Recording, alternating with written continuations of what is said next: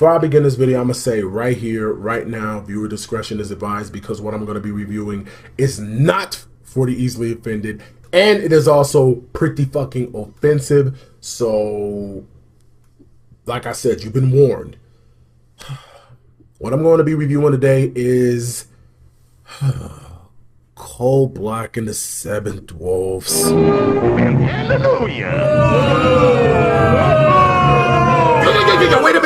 Wait a minute. Before I review this, and before y'all start tripping, I'm going to explain why I'm reviewing this. Because there's actually some people out here in the world who glorifies this offensive piece of shit as satire gospel. And I got to chime in with my 2 cents and debunk this animated catastrophe. Because damn, it's bad. So before I review the steaming pile of monkey shit, let's take a trip down memory lane right quick in terms of animation. Alright guys, I'm gonna give you some brief history on this offensive animated catastrophe fuck shit. Coal Black and the Seven Dwarfs is a Merry Melodies animated cartoon directed by Bob Clampett, produced by Leon Sledginger Productions, and released onto theaters on January 16th, 1943 by the Warner Brothers and the Vitaphone Corporation. We were bamboozled. Back in the days of the 1920s, 30s, 40s, and 50s, and some 60s in terms of animation, it was in a complete norm to make African Americans look like a bunch of doofy idiots. Stereotypes, if you will. They even made fun of black celebrities back in the day. Like, look at this guy. That's Cab Calloway, the guy who sings Heidi, Heidi, Heidi Ho, Heedy, Heedy, Heedy, Heedy, in the Blues Brothers. God damn! And the fucked up part is that's actually him singing a song! If the rhythm's been too dreamy, if the rhythm's been too dreamy, and you like your puppet screaming, and you like your puppet... God! Animation studios back then were extremely racist, and not just towards African Americans. They made fun of Asians, Native Americans, the list goes on. But of course they picked on African Americans the most, especially Warner Brothers and Paramount Studios and Universal Studios. Now fortunately in 1968, cartoons like these were banned due to their controversy and their racism.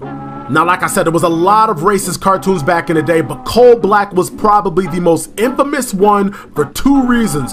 One, it's extremely racist, and 2, it's a quote-unquote parody of Snow White, Disney's version.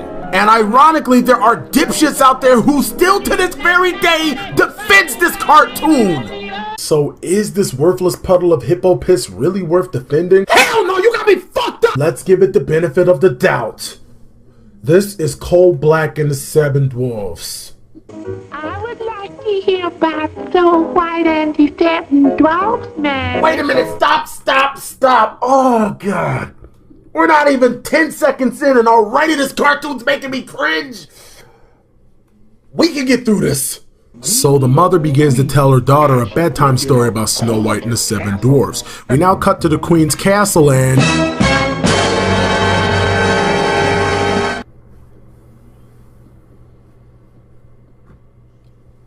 Cotton gin? A slavery joke? Because slavery was funny! Oh, I'm sorry, cartoon. Am I giving you a thumbs up? I'm sorry, this is what I really meant to do. So the queen asks her magic mirror if it can send her a prince. And of course the prince comes. I really hope that they give Prince Charming some dignity.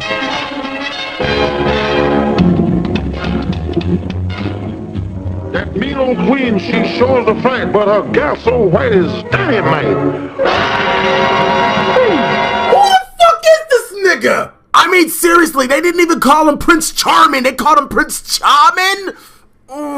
You know what? Whatever. Oh, and I can't wait to see how offensive Snow White looks like. My hair's coal black, but my name's so white. I wash it all day, and I get the blues in the night.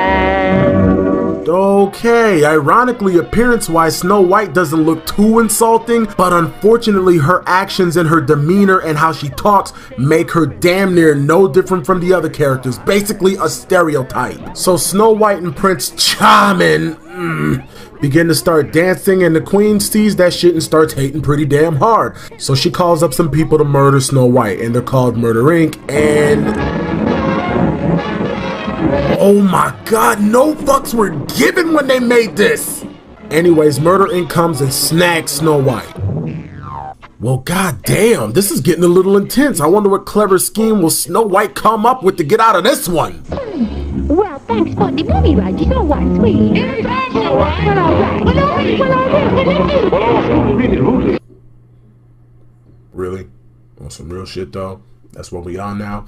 Snow White, you a thought now? You couldn't come up with a clever diversion or a clever way to outwit or outsmart Murder Inc. You just had to spread your legs and let those niggas run a train on your ass. You can argue and say, oh, well, she just kissed him. No, those niggas were happy as fuck. They got more than a kiss. So White stumbles into a forest looking for the 7 dwarves. Now the 7 dwarves in the Disney version was a bunch of lovable little guys and very, very memorable and timeless characters. Let's see Warner Brothers' take on the characters. We're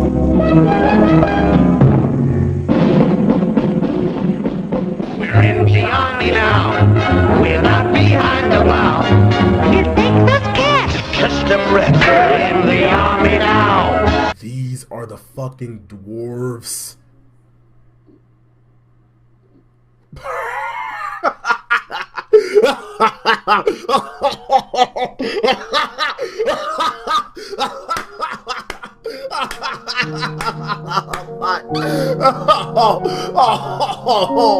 Why me? Damn. Like you can't even tell which is which one's sleepy, which one's dopey, which one's grumpy, which one's Doc.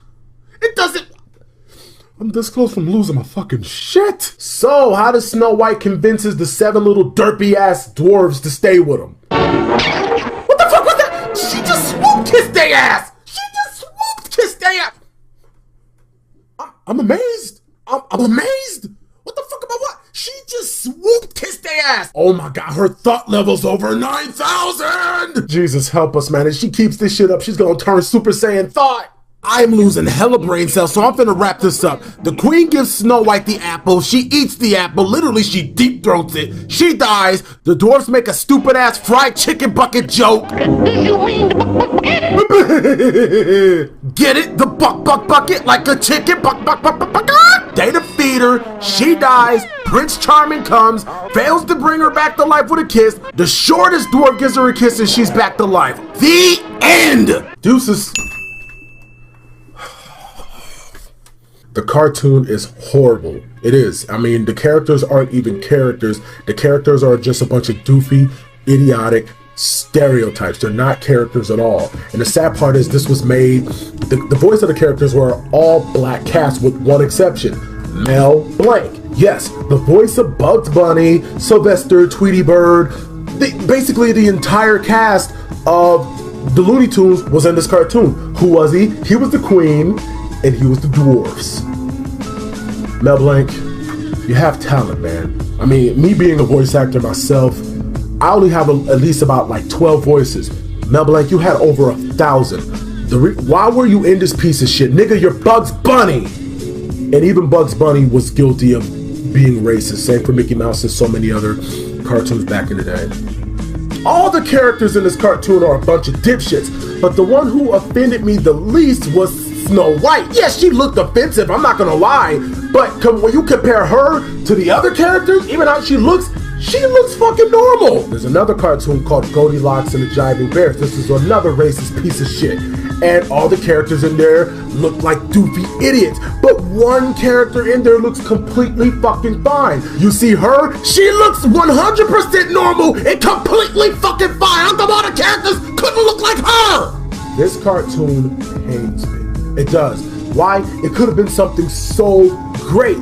It could have. If you get rid of the stereotypes, you get rid of the stupid, retarded racial jokes, you make the characters actually look normal and look like actual characters and give them actual characters, this could have been a great cartoon. People have done this before. I'll use an example. The Wizard of Oz and The Wiz. The Wiz took the original story of The Wizard of Oz, but it's a retelling of the story of Wizard of Oz using African-American characters, and they nailed it.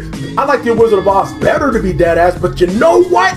They nailed it. Another example is Disney's version of The Princess and the Frog. It's a retelling of the story of The Princess and the Frog, only using African-American characters, and they nailed it. I love that movie. That movie was fucking awesome.